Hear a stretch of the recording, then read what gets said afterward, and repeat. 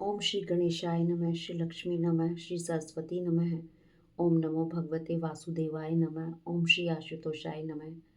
माघ महात्म्य में 5वां अध्याय। दत्तात्रेय जी कहते हैं कि हे राजन, एक प्राचीन इतिहास कहता हूँ। भृगुवंश में ऋषि का नाम की एक ब्राह्मणी थी जो बाल्यकाल में ही विधवा हो गई थी। वह रेवा नदी के किनारे विंध्य पर्वत के नीचे तपस्या करने लगी। वह जितेंद्रिय, सत्यवक्ता, सुशील, दानशीला तथा तप करके देह को सुखाने वाली थी। वह अग्नि में आहुति देकर उच्च वृत्ति द्वारा छठे काल में भोजन करती थी। वह वल्कल धारण करती और संतोष से अपना जीवन व्यतीत करती थी। उसने रेवा और कपिल नदी के संगम में 60 वर्ष तक माघ स्नान किया और फिर वहां पर ही मृत्यु को प्राप्त हो गई। माघ स्नान के फल से वह दिव्य 4000 वर्ष तक विष्णु लोक में वास करके सुंदर और उपसुंद दैत्यों के नाश करने के लिए ब्रह्मा द्वारा तिलोत्तमा नाम की अप्सरा ब्रह्मलोक में उत्पन्न हुई। वह अत्यंत रूपवती, गान विद्या में अति प्रवीण और मुकुट कुंडल से शोभायमान थी।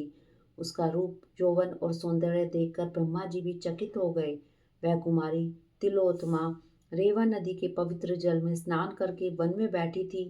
तब सुंद और उपसुंद के सैनिकों ने चंद्रमा के समान उस रूपवती को देखकर अपने राजा सुंद और उपसुंद से उसके रूप की शोभा का वर्णन किया और कहने लगे कि कामदेव को लज्जित करने वाली ऐसी परम सुंदरी स्त्री हमने कभी नहीं देखी। आप भी चलकर देखें। तब वह दोनों मदिरा के पात्र रखकर वहां पर आए जहां पर वह सुंदरी बैठी हुई थी और मदिरा के पान से विहल होकर काम पीड़ा से पीड़ित हुए और दोनों ही आपस में उस स्त्री रत्न को प्राप्त करने के लिए विवादग्रस्त हुए और फिर आपस में युद्ध करते हुए वहीं समाप्त हो गए।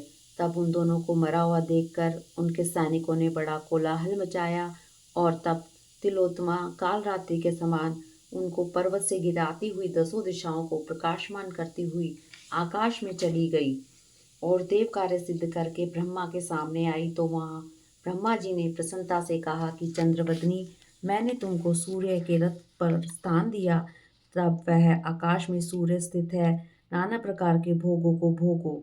सो हे राजन, वह ब्रह्मणी अब भी सूर्य के रथ पर माघ मास स्नान के उत्तम भोगों को भोग रही है।